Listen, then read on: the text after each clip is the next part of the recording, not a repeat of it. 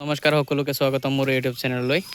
আজি আমাৰ তিনিটা টপিকৰ ওপৰত কথা পাতিম। এজনে কমেণ্ট কৰিছে ৰবীন্দ্ৰ, তেওঁ কমেণ্ট কৰিছে যে আপুনি ভেকচিন দিয়ে নেকি। 1 নম্বৰ ভেকচিন দিওঁ না নিদিওঁ। 2 নম্বৰ হৈছে যে আপোনাৰ পাখি জোলা এটা বেমাৰ। এই কমেণ্টটো আপোনাৰ এতিয়া বৰ্তমান বেছিভাগ আপোনাৰ কমেণ্টতকৈ বেছি হোৱাটছআপত এই মেছেজটো আহি আছে যে আমাৰ এইখিনি প্ৰব্লেম আছে, আপোনাৰ পাখি জ্বলি যায়।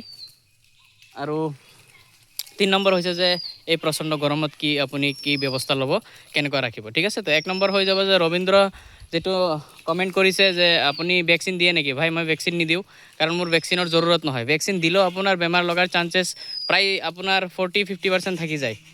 ভেকচিন দিয়াৰ পিছতো বেমাৰটো লাগে, তো মই এইটো জৰুৰী নাভাবোঁ। যদি আপুনি ইয়াৰ ভিটামিন পূৰা মেইনটেইন কৰি ৰাখে বা ভাল খাদ্য খুৱায়, তেনেহ'লে আপোনাৰ ইয়াত কোনো ভেকচিনৰ দৰকাৰ নহয়। 2 নম্বৰ হৈছে যে পাখি জোলা বেমাৰ। তো মোৰ ইয়াত বৰ্তমান ইয়াত নাই, ক'ৰবাত ফুৰি আছে এইফালে। তো মোৰ ইয়াতো আছে, এইফালে আছে। ইয়াত এটা আপোনাৰ থিয় হৈ আছে পুখুৰীৰ ওপৰত। এইটো পাখি জ্বলি যোৱা বেমাৰটো এইটো কমন হয়, খালি আপোনাৰ নহয়, প্ৰায় মানুহৰ লগত এই ফাৰ্মত এইটো দেখা পোৱা যায়। ঠিক আছে, পাখি জ্বলাটো হয় ভিটামিন মেইনটেইনৰ কাৰণে। ঠিক আছে, যদি ভিটামিন আপুনি মেইনটেইন নাৰাখে তো আপোনাৰ সেইটো হয়, আপোনাৰ যেটো পাখি জ্বলি যায় সেইটো ভিটামিনৰ কাৰণে হয়। ইয়াত চাওক, যদি আপুনি ভাল উন্নত মানৰ দানা খুৱায়, খাদ্য খুৱায়, তেনেহ'লে আপোনাৰ এই প্ৰব্লেমটো নাহে। বেছিভাগ দেখা যায় যে আপোনাৰ চাব যে এই চীনা হাঁহৰ এই ক্ষেত্ৰত এই পাখি জ্বলা প্ৰব্লেমটো বেছিভাগ যিবিলাক মানুহে মুকলি এৰিয়াত মানে খোলা ৰাখে, ঠিক আছে, আবদ্ধ নহয়, খোলা হিচাপে ৰাখে, তেওঁলোকৰ ইয়াত এই প্ৰব্লেমটো বেছি দেখা যায় যে আপোনাৰ হাঁহৰ পাখা জ্বলি যোৱা। ইয়াতে আছে, চাব, 1 মিনিট চাই ল'ব, এইটো চাব পাৰে, মোৰো এনেকুৱা আছে। আৰু এইটো বেছিভাগ দেখা যায় যে 2 পৰা 2.5 মাহৰ ভিতৰত এই প্ৰব্লেমটো হয়।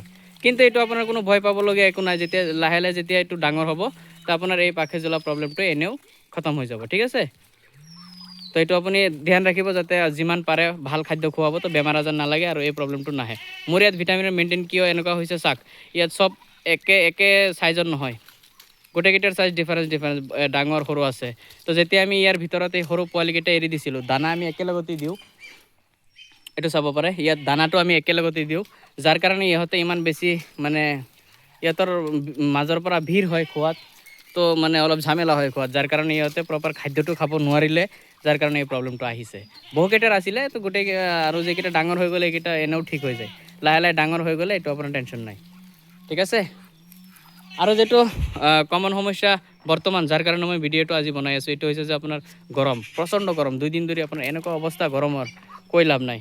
হাঁহকেইটাৰ চাব যে এনাৰ্জি একদম ল' হৈ গ'ল, ইমান লৰচৰ নকৰে। ঠিক আছে, তো এইটোৰ কাৰণে আপোনালোকে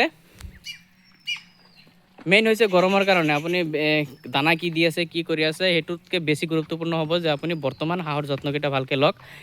তেওঁলোকক এতিয়া যদি আপুনি ORS পাউডাৰ খুৱাব পাৰে, বহুত বেছি ভাল, কাৰণ এই গৰমত এই প্ৰব্লেমটো হয়, গেছ হয় গৰমত, আপোনাৰ বডি হালকা হৈ যায়, গাত দুৰ্বলতা ভাৱ আহে, যাৰ কাৰণে আপোনাৰ লাহে লাহে হাঁহকেইটাৰ আপোনাৰ বেলেগ বেমাৰে ধৰে, যাৰ কাৰণে আপুনি ORS পাউডাৰ খুৱাব পাৰে। আৰু ORS পাউডাৰ মই নোখোৱাওঁ, কাৰণ বৰ্তমান সেইটোৰ দাম বেছি, প্ৰায় 23 টকা 25 টকামান পৰি যায় এটা পাউডাৰৰ দাম।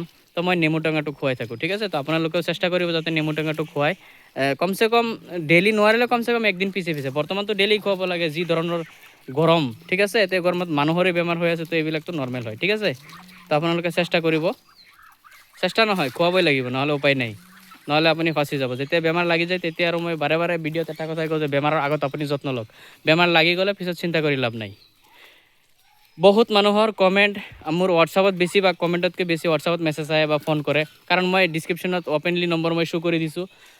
আৰু 2-3 জেগাত আমি এনেকুৱা ফোন আহিছে যে আপোনাৰ পথাৰৰ পৰা হাঁহকেইটা আহি ঘৰত আহি মানে মৰি যায়। এইটো কাৰণ হৈছে যে গৰম পানী। ঠিক আছে, বৰ্তমান পথাৰত য'ত আপোনাৰ অলপ অলপ পানী আছে, তাত পানীও প্ৰচণ্ড গৰম হয়, তাত গ'লে আপোনাৰ হাঁহে পানী খাব, পানী খোৱাৰ লগে লগে ইহঁতৰ হায়েষ্ট গ'লে 1 ঘণ্টা বা 2 ঘণ্টা, ইয়াৰ ভিতৰত হাঁহ আপোনাৰ মৰি যাব, যদি অভাৰ গৰম পানী, ৰ'দৰ যিটো গৰম পানী আছে, এই গৰম পানী, এনেওতো পানী লেতেৰা, অলপ আপোনাৰ য'ত পানী বেছি আছিলে তেতিয়া কোনো প্ৰব্লেম নাই, এতিয়া পানীটো শুকাই একদম অলপ হৈ গ'ল, তো ইয়াত লেতেৰা জমা আছে তলত, যাৰ কাৰণে এইটো খোৱাৰ পিছত এই ধৰণৰ প্ৰব্লেমটো হয়। ঠিক আছে, তো গৰমৰ কাৰণে নেমু টেঙা আপুনি ইউজ কৰক, যদি উল্টা পাল্টা অলপ খায়ো দিয়ে তথাপি কোনো প্ৰব্লেম নাই, ঠিক হৈ যাব। ধন্যবাদ, আজিৰ ভিডিঅ'ত ইমানখিনি।